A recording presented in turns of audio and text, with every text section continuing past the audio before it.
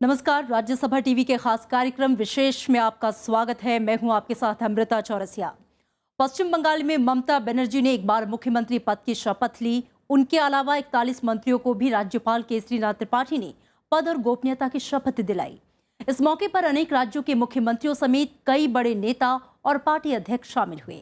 आज के विशेष में हम आपको दिखाएंगे कैसे मिला ममता बनर्जी को भारी बहुमत, कौन कौन हुआ सरकार में शामिल, क्यों खसक रहा है वाम दलों का जनाधार। तो शुरू करते हैं विशेष फिर ममता।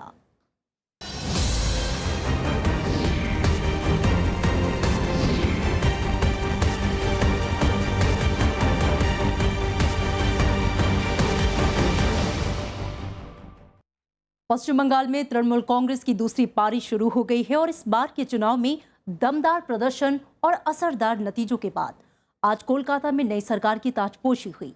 इस मौके पर ममता बनर्जी और उनके मंत्रिमंडल ने अपने अपने पद की शपथ ग्रहण की।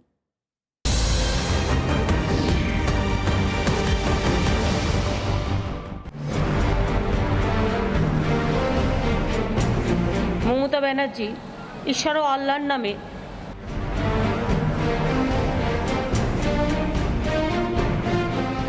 ममता बनर्जी लगातार दूसरी बार पश्चिम बंगाल की मुख्यमंत्री बन गई हैं। शुक्रवार को कोलकाता के इंदिरा गांधी सरनी यानी रेड रोड इलाके में शपथ ग्रहण समारोह हुआ।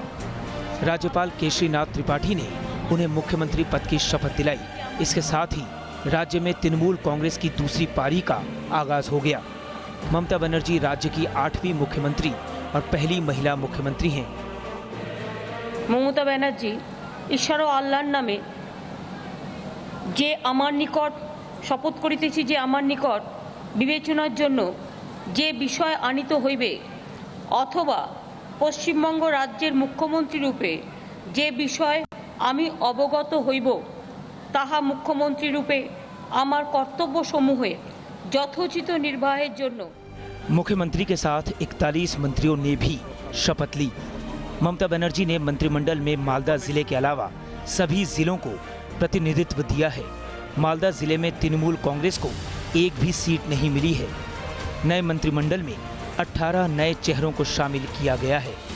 मंत्रिमंडल के नए चेहरों में पूर्व क्रिकेटर लक्ष्मी रतन शुक्ला, शोभन देव चट्टोपाध्याय, कोलकाता के मेयर सोवन चटर्जी, अबनी मोहन जोरदर, अब्दुल रजाक मुल्ला, शुवेंदु अधिकारी, रविंद्रनाथ घोष, चूड़ामणि महतो, जेम्स कुजुर, सिद्दीकुल्ला चौधरी और आसिमा पात्रा शामिल हैं।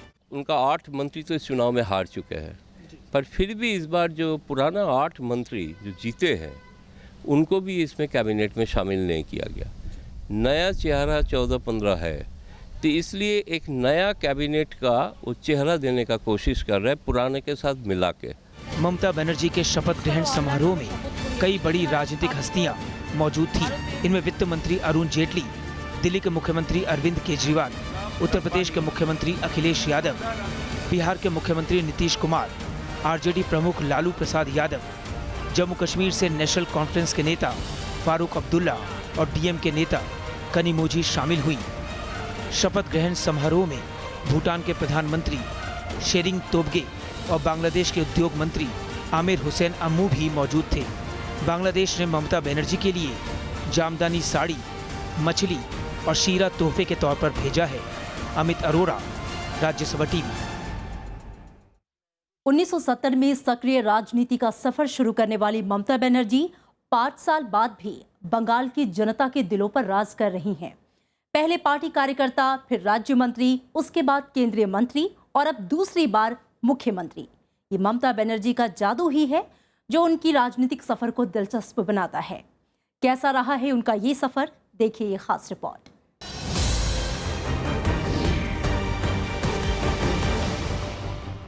আমি মমতা ব্যানার্জি ঈশ্বর ও আল্লাহর নামে শপথ করিতেছি। ममता बनर्जी ধারা স্থাপিত बंगाल की जनता की दीदी, সংবিধানের প্রতি वो शख्सियत जिसने बंगाल के चप्पे चप्पे पर तृणमूल कांग्रेस का फूल खिलाया। सड़क पर उतरकर राजनीति करने वाली ममता बनर्जी गांव-गांव, घर-घर जाकर लोगों से संपर्क करती हैं। इसलिए राज्य में उनकी छवि जुझारू नेता की रही है। सफेद साधारण सूती साड़ी और पैरों में हवाई चप्पल उनकी सादगी की पहचान है। ममता बनर्जी पर कम उम्र से ही परिवार की जिम्मेदारी रही। कहा जाता है कि उन्हें परिवार के गुजर बसर के लिए दूध तक बेचना पड़ा। चीफ मिनिस्टर्स का बंगलो अलग से रखा गया है, बाद में ज्योति बाबू उसमें गया था, इंदिरा भवन जिसको कहा जाता है, लेकिन उसमें ममता बनर्जी गए नहीं, वो वहाँ पे ही रहे। उनका लाइफ से हवाई चप्पल पहन के चलती है, अभी भी कॉटन साड़ी पहन के चलती है। ये लोगों में एक छवि जाता है कि इसलिए लोग बोलते हैं पार्टी में लोग कुछ भ्रष्टाचारी हो सकता है, लेकिन ममता का भी भ्रष्टाचार नहीं किया। इसी के कारण उसका वो एक यूएसपी है। बंगाल के मुख्यमंत्री का सियासी सफर काफी संघर्ष भरा रहा है। ममता बनर्जी का जन्म 5 जनवरी 1955 को हुआ। उन्होंने कलकत्ता विश्वविद्यालय से इस्लामिक इतिहास में एमए की डिग्री हासिल की। ममता बनर्जी के पास कानून की भी डिग्री है। कॉलेज के जमाने में ममता बनर्जी ने लोकनायक जयप्रकाश नारायण की गाड़ी के बोनट पर चढ़कर विरोध जताया था। उन्होंने अपनी सियासत की शुरुआत कांग्रेस पार्टी से की और लंबे समय तक पार्टी के साथ जुड़ी रहीं। कांग्रेस ने ममता को 70 के दशक में महिला कांग्रेस का महासचिव भी बनाया। 1984 में ममता बनर्जी कांग्रेस के टिकट पर जाधवपुर से लोकसभा सीट के लिए निर्वाचित हुईं। 29 साल की उम्र में लेफ्ट के कद्दावर नेता सोमनाथ चटर्जी को शिकस्त देकर वो देश की सबसे युवा सांसद बनी।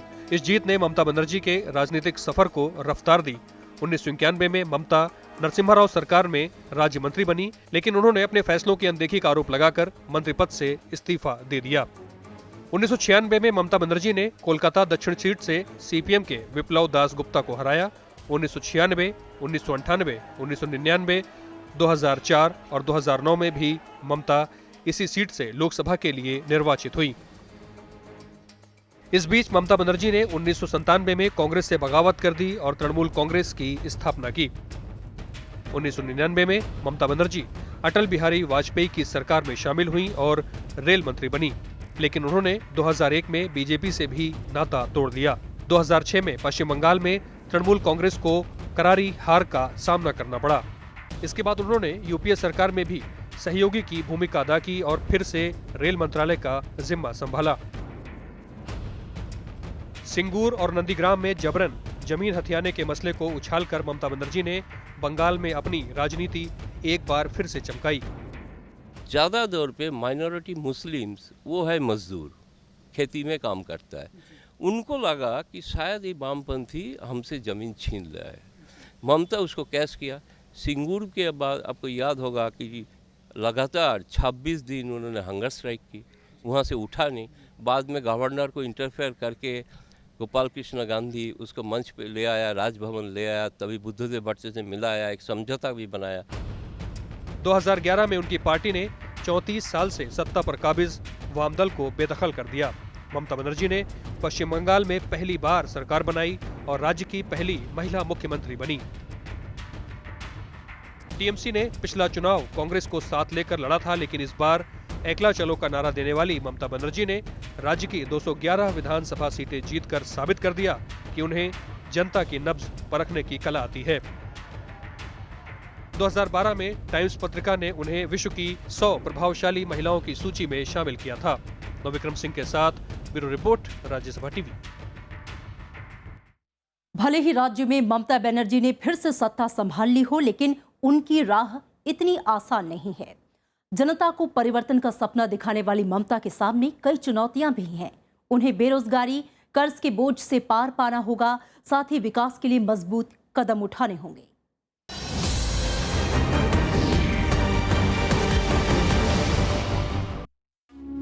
যদি তোর ডাক শুনে কেউ না আসে তবে একলা চলো রে একলা चलो। एकला चलो का नारा देकर सत्ता में दोबारा वापसी करने वाली ममता बनर्जी को जनता के भरोसे पर खरा उतरना होगा। विकास की बाट जोड़ रही बंगाल की जनता को उनसे काफी उम्मीदें हैं। ममता को भी पता है कि आगे उनको बंगाल की तरक्की की बात सोचना है, बंगाल की विकास की सोचना है। बंगाल में रोजगार बढ़ाने के लिए जो जिस तरह की पूंजी निवेश चाहिए, उसके लिए उनको केंद्र सरकार के साथ एक प्रकार से वर्किंग रिलेशन रखना पड़ेगा। जोरदार जीत हासिल कर ममता बनर्जी ने ये तो साबित कर दिया है कि वो कुशल रणनीतिकार भी हैं। लेकिन अब उनकी कुशलता राज्य के विकास और उद्योग धंधों की उन्नति के साथ मापी जाएगी। ममता बनर्जी के सामने मध्यम वर्गीय परिवारों के जीवन स्तर में सुधार, बेरोजगारी दूर करने, पलायन रोकने, शिक्षा और स्वास्थ्य सेवाओं में सुधार, कर्ज की बोझ से दबी बंगाल की अर्थव्यवस्था को पटरी पर लाने जैसी चुनौतियां हैं। एक रिपोर्ट के मुताबिक पिछले 6 वर्षों में पश्चिम बंगाल का कर्ज 64% बढ़ा है।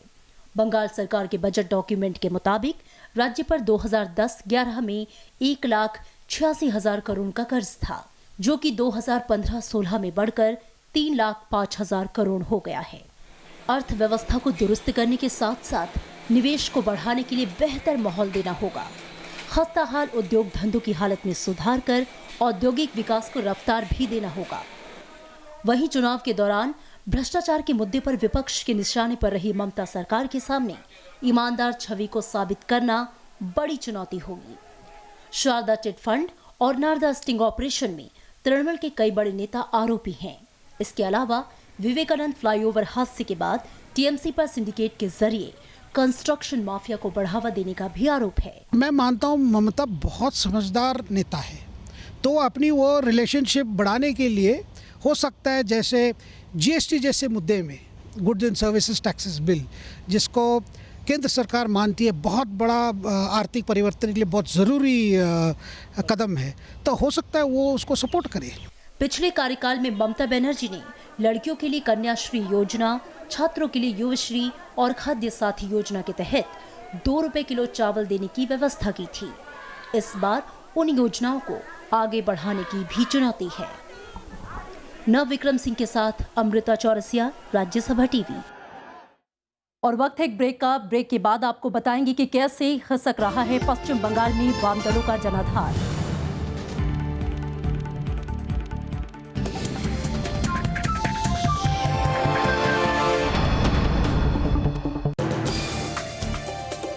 सूखा और अकाल से बेहाल बुंदेलखंड, बढ़ता कृषि संकट, हताशा में मजदूर और किसान। न मदद मिली हमको और सूखा है, फसल खत्म है। खाली हो रहे हैं गांव के गांव। पानी के वहां सो ही नहीं पाते हैं। कौन है जिम्मेदार? टैंकर और राहत पैकेट उन्हीं गांव में भेजे जा रहे हैं जहां जहां से सपा के प्रत्याशी डिक्लेयर हो गए हैं।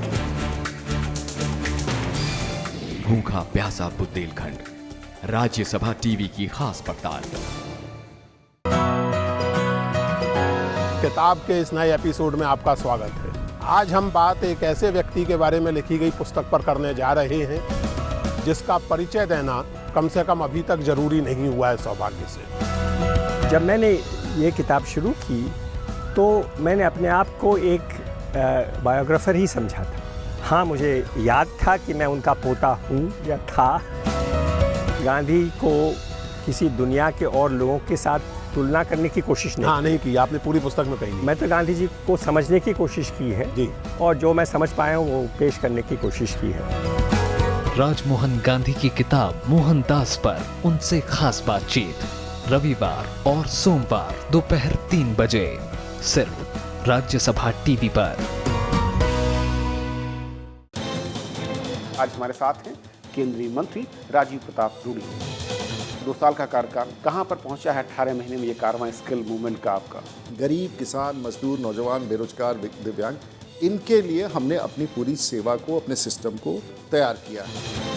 इस देश में अगर हम स्किल के तौर पर सिर्फ किसी व्यक्ति को एक भाषा ही अच्छी तरह से सिखा दें तो वो रोजगार के लायक है। खुद मैं अपने हाथ से इस देश में 1 करोड़ नौजवानों को प्रशिक्षण अगले 3 वर्षों में दूंगा। देखिए तरकश, शनिवार रात 8:30 बजे।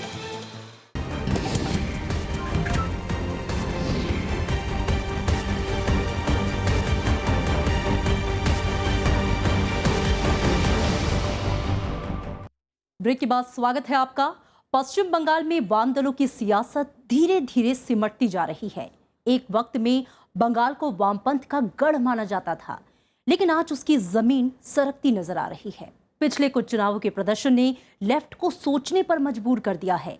जिस पार्टी ने कभी बंगाल पर 34 वर्षों तक राज किया, आज वो हाशिए पर कैसे पहुंच गई?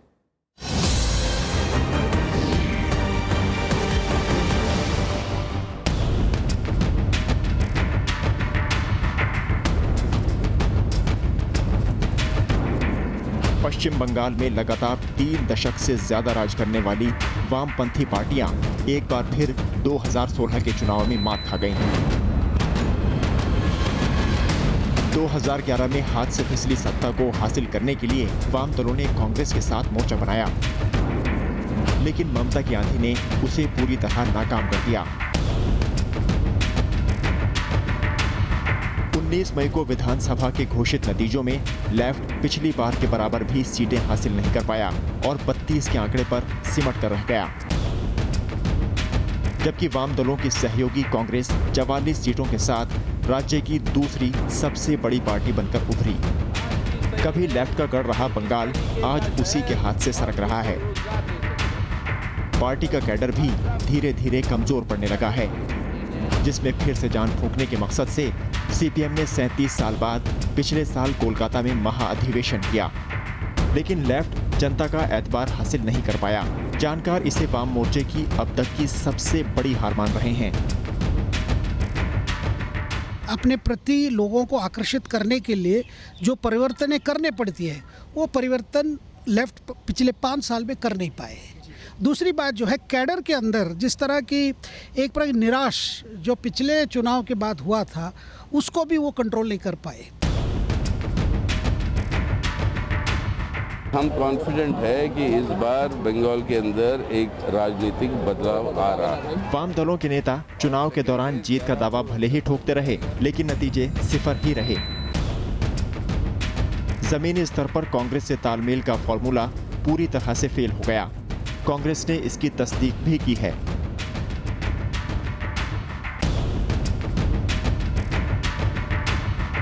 वहीं बीजेपी ने पश्चिम बंगाल चुनाव में बेहतर प्रदर्शन किया। उसे 250 से ज्यादा सीटों पर 10,000 से ज्यादा वोट मिले। बीजेपी ने 3 सीटों पर जीत भी दर्ज की। वोटों के गणित पर नजर डालें तो राज्य की करीब 70 सीटों पर बीजेपी ने कांग्रेस और लेफ्ट का खेल बिगाड़ा। वामपंथियों का जो वोट है उसमें गिरावट देखने को लग रहा है। वो लगातार गिरते आ रहा है 2008 से, तो अभी भी वो सिलसिला जारी है, क्योंकि 2011 में जो वामपंथी जीत के आए थे करीब 60, तो लोगों को लगा कि शायद इनको उस सीटों में परिवर्तन नहीं हुआ है, तो उस सीट में भी इस बार परिवर्तन हुआ। আমি মমতা ব্যানার্জি ঈশ্বর ও আল্লাহর নামে শপথ করিতেছি। चुनाव में तृणमूल कांग्रेस को मिले जनादेश से साफ है कि ममता बनर्जी ने बंगाल में अपनी सियासत को और मजबूत कर लिया है। इसी वजह से राज्य में लेफ्ट की हालत खराब होती जा रही है। अगर कुछ बचा है तो रही सही कसर बीजेपी पूरी कर रही है। नवविक्रम सिंह के साथ अमित अरोड़ा, राज्यसभा टीवी। पश्चिम बंगाल विधानसभा चुनाव के नतीजों ने तृणमूल कांग्रेस को दोबारा सत्ता तक पहुंचा दिया। पार्टी ने शानदार जीत दर्ज कर बहुमत हासिल किया, तो वहीं वाम मोर्चे को भारी नुकसान उठाना पड़ा।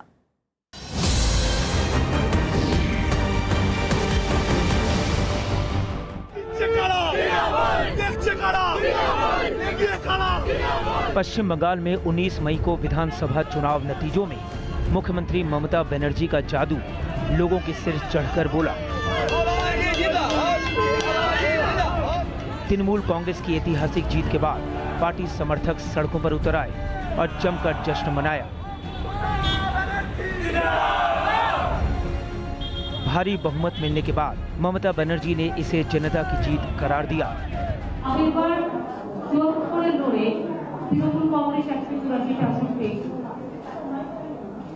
আর এবারে সমস্ত বিরোধী শক্তি এক হয়ে যাওয়া সত্ত্বেও অনেক রকম জোট তৈরি করেছে। যাই হোক, আমি আগে মিটিংয়ে বলেছি, আজকে নতুন করে বলার অপেক্ষা রাখেন, এবং একটা সন্ত্রাস চলছে ইলেকশনকে কেন্দ্র করে। तृणमूल कांग्रेस ने 294 में से 211 सीटों पर जीत हासिल की, जबकि कांग्रेस को 44 और वाम दलों को 32 सीटों से ही संतोष करना पड़ा। बीजेपी के खाते में 3 सीटें गई, तो वहीं अन्य को 3 सीटें मिली।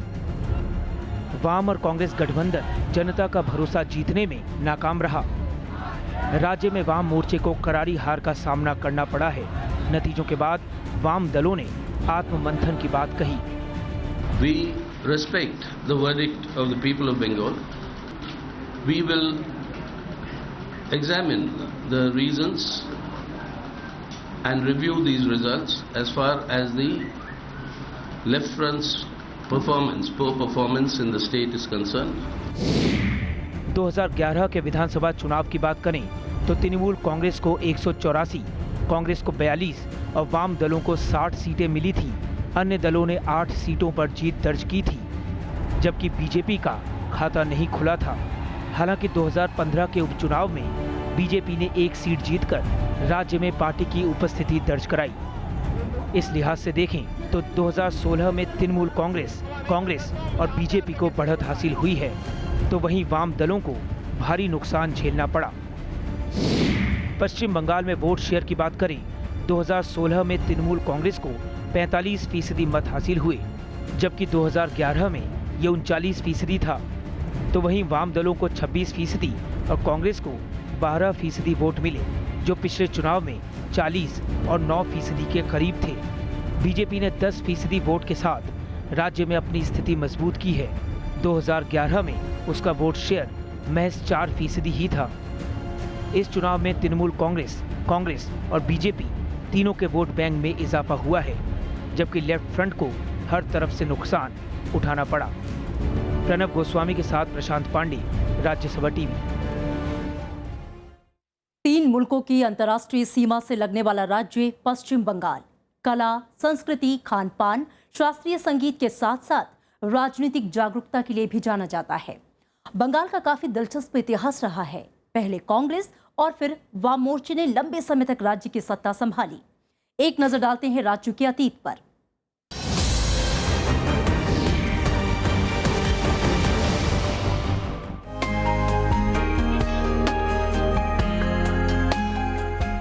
ये है देश का पूर्वी राज्य पश्चिम बंगाल।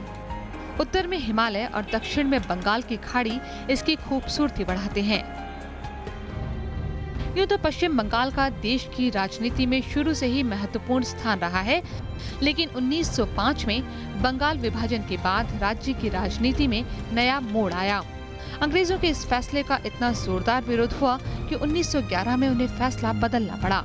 इसके साथ ही आजादी का आंदोलन और तेज हो गया, जो 1947 में देश के आजाद होने के बाद ही खत्म हुआ।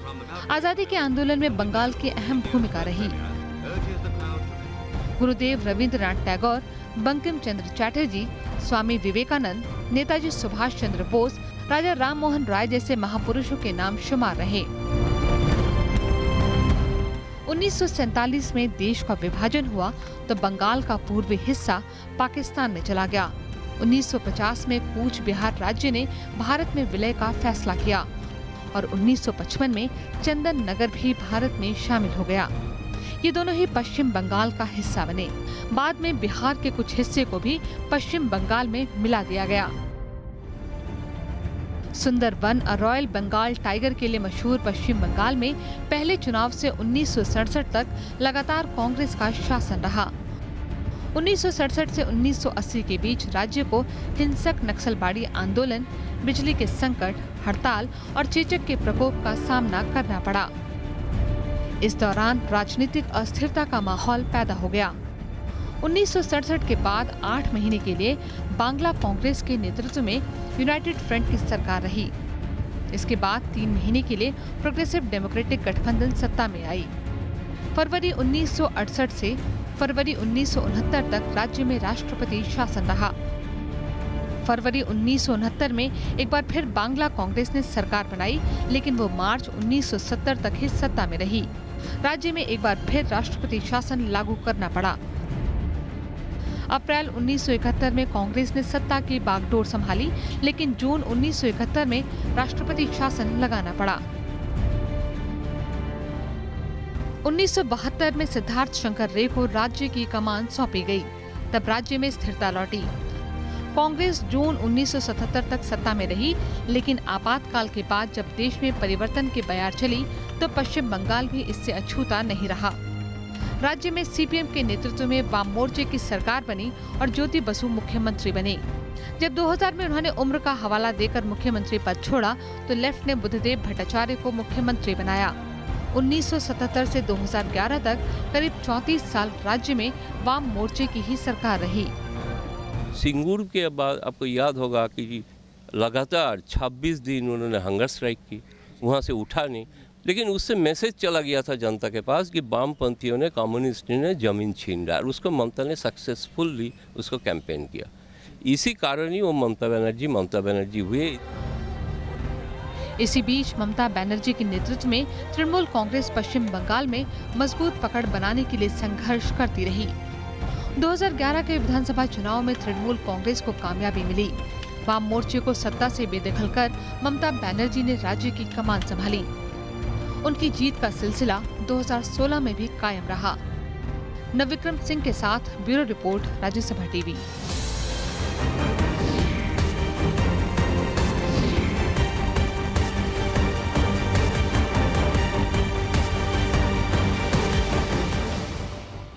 और विशेष में आज के लिए इतना ही। देश और दुनिया के तमाम अहम घटनाक्रम जानने के लिए आप देखते रहिए राज्यसभा टीवी।